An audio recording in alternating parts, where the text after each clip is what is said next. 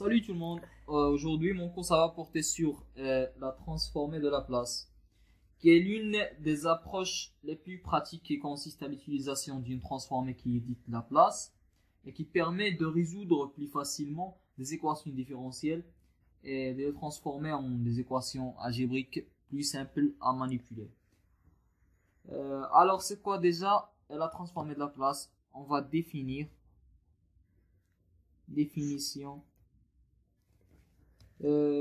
Voilà, soit f de t, une fonction du temps. Une fonction du temps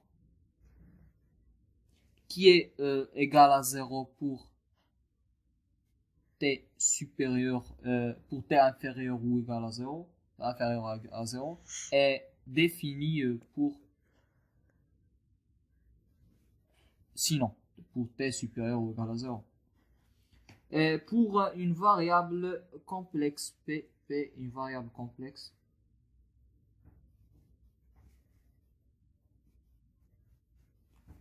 on appelle transformée de Laplace de f de t, noter f de t grand F. En général, on note des majuscules pour mentionner que c'est une transformée. Voilà, de p, parce qu'elle dépend de la variable complexe p, est égale à la transformée de Laplace de f de t, et qui est égale à l'intégrale de 0 à plus l'infini de exponentielle moins pt fois f de t dt. Alors cette fonction-là, elle est caractérisée par des propriétés bien spécifiques. Elle est tout d'abord bijective. C'est une application bijective. Alors, c'est-à-dire qu'on peut extraire f de t d'une transformée de Laplace, c'est-à-dire que f de t est égal à transformée de Laplace moins 1 de f de t, qui est appelée transformée de Laplace inverse. La transformée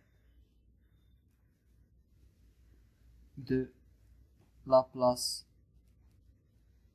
inverse. Voilà. Alors, en général, la méthodologie de résolution des équations, c'est comme suit.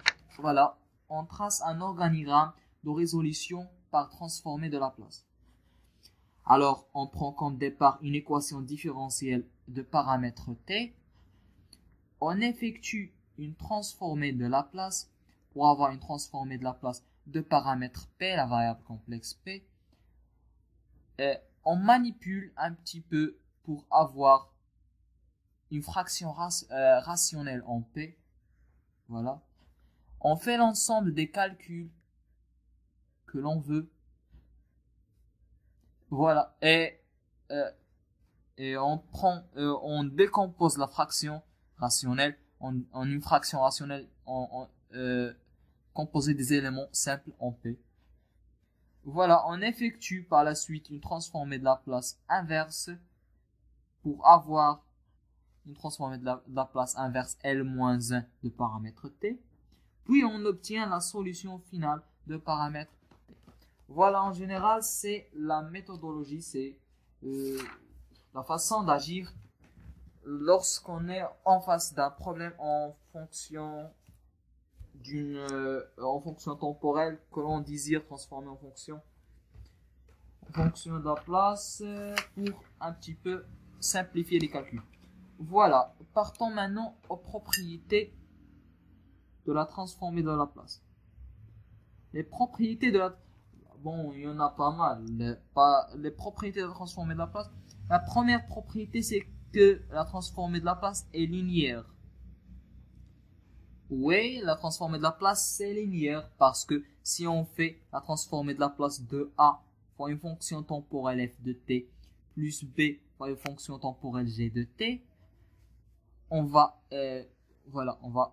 clairement obtenir A fois la transformée de Laplace de f de t plus b fois la transformée de Laplace de g de t.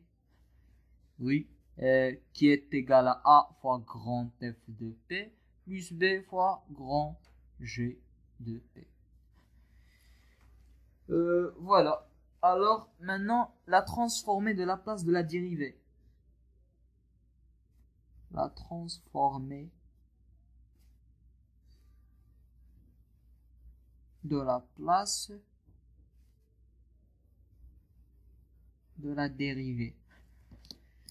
Voilà, la transformée de la place de la dérivée, en fait, c'est transformée de la place de t de f de t sur dt, qui est égal à t fois la transformée de la place de f de t plus, plutôt moins f en 0 plus. Oui, c'est par définition ça. Oui, qui est égal à t fois grand f de p moins f de 0 plus. Voilà, f de 0 plus sur condition initiale en 0 plus.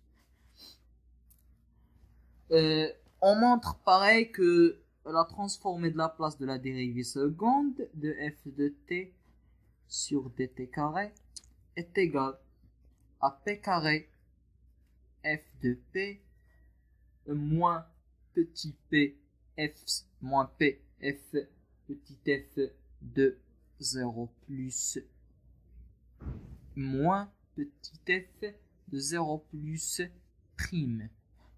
Voilà, ça c'est la condition en 0 plus de f, et ça la condition en 0 plus de f prime.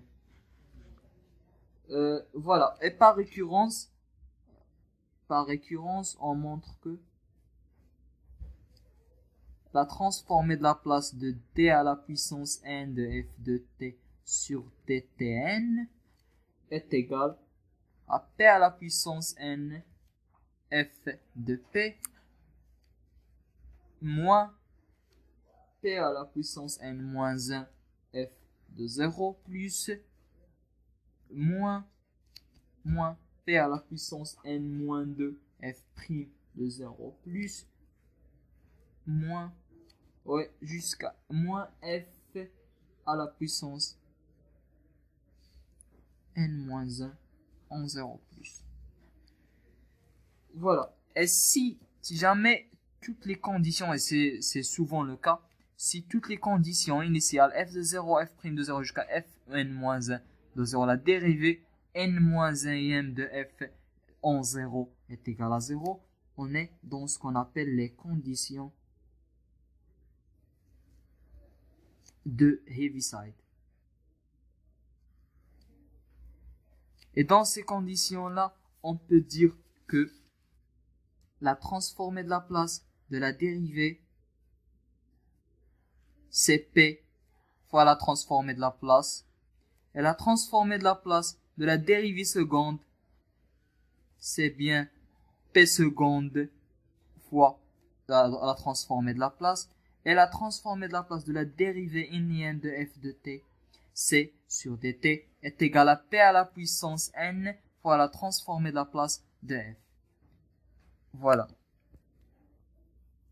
Alors, la propriété suivante, c'est la transformée de la place de l'intégrale.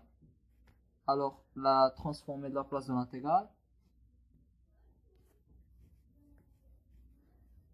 La transformée de la place de l'intégrale